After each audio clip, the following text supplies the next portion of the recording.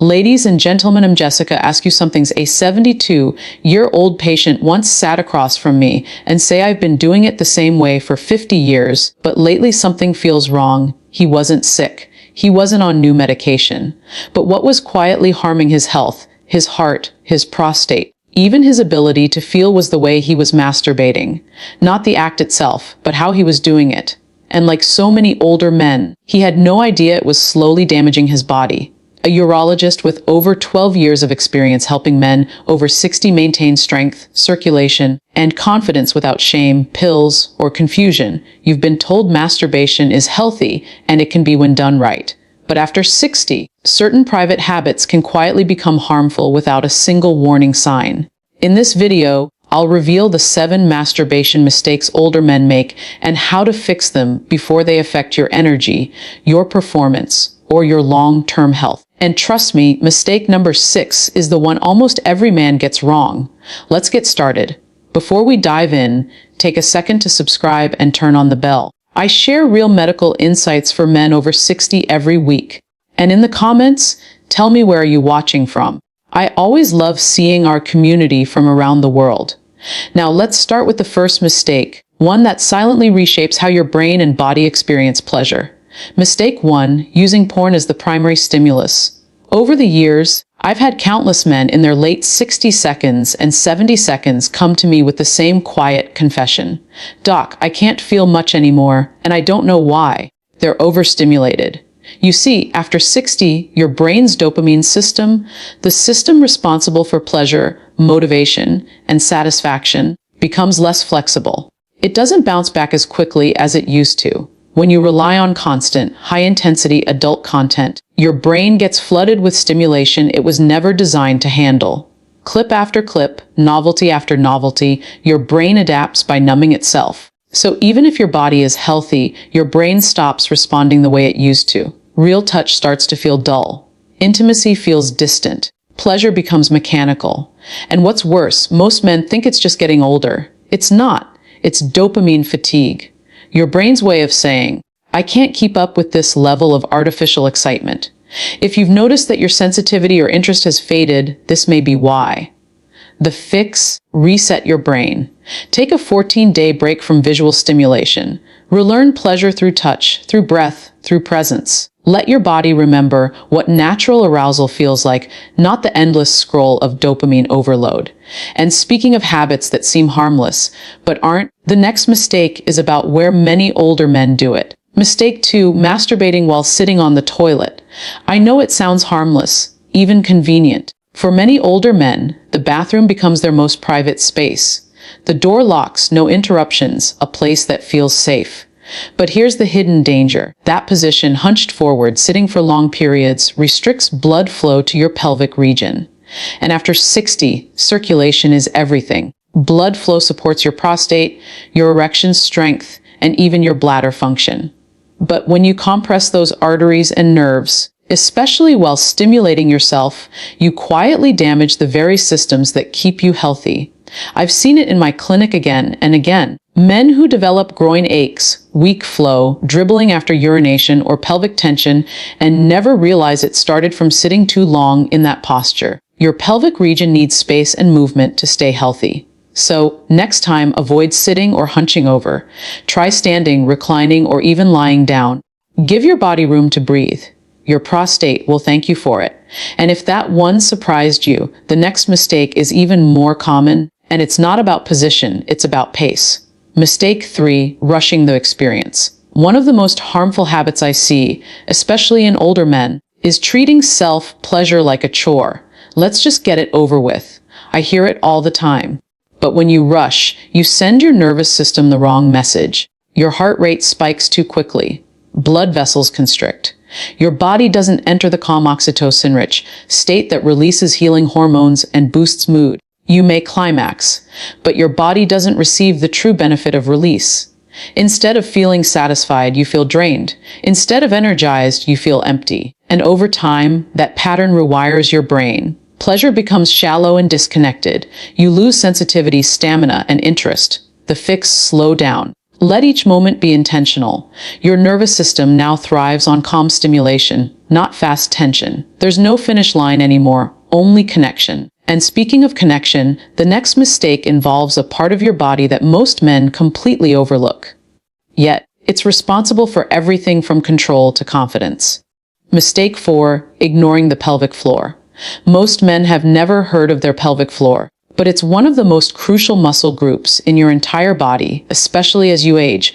It sits beneath your bladder, prostate, and sexual organs. It controls everything from erection strength to bladder control. When it weakens, everything above it suffers. I once treated a 68-year-old man, a retired firefighter. He exercised daily and ate well, but he couldn't understand why his sexual function was fading.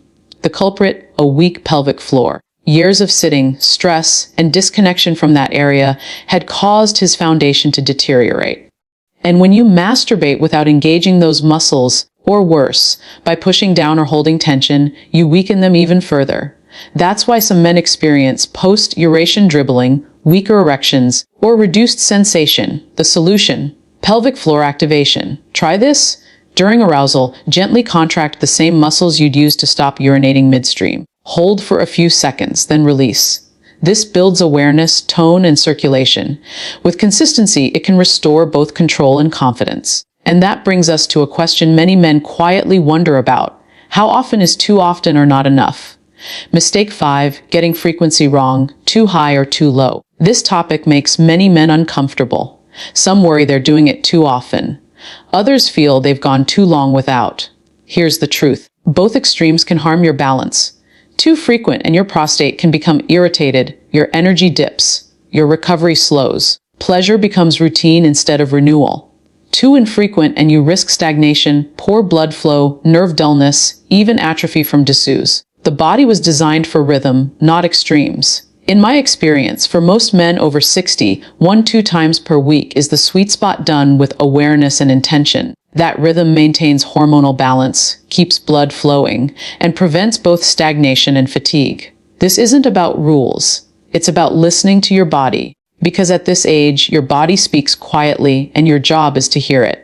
But even if your frequency is perfect, one mistake can still silently undo everything. And that's the next one, the one most men never suspect. Mistake 6, using too much pressure or force. This is one of the most damaging yet overlooked habits among older men. When sensitivity decreases with age, the natural response is to press harder, grip tighter, or use rougher surfaces. But that instinct backfires. The nerves in the penis are extremely delicate.